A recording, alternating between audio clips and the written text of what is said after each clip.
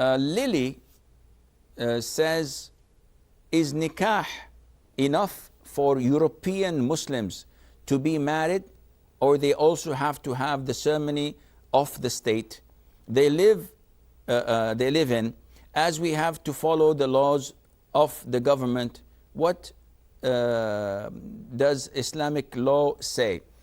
I think that Lily is referring to what is known as the civil marriage. And she says, now to be married in Europe or in America or anywhere else, is it necessary or part of the validity of the marriage contract to have a civil marriage? The answer is no. The Islamic marriage is very easy. Whenever people need something, Allah Azza wa Jal makes it easy. You need to breathe, air is everywhere. You don't have to pay for it. You need to drink, but your need to drink is lesser than your need to breathe.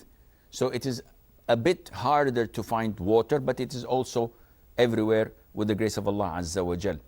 Likewise, people need to get married. So Allah Azza wa Jal makes marriage extremely easy.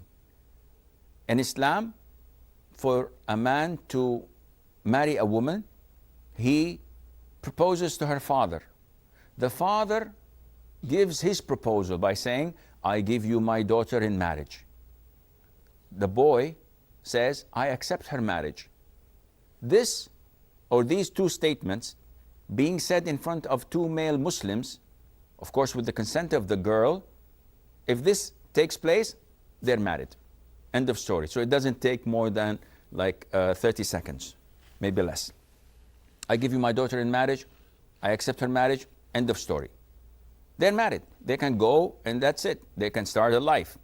Now in a civil marriage, this is not part of the validity of the marriage. However, we always say to the couple wanting to get married to register their marriage so that no problems would arise in the future, because after a while, maybe due to the laws of the country, the man denies being married, denies the child being his.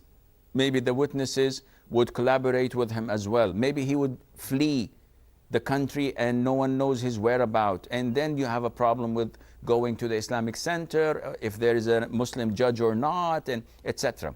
Besides, if you register your marriage in the town hall, if you have a civil marriage registered, in this case you are entitled to get a lot of the benefits from the state.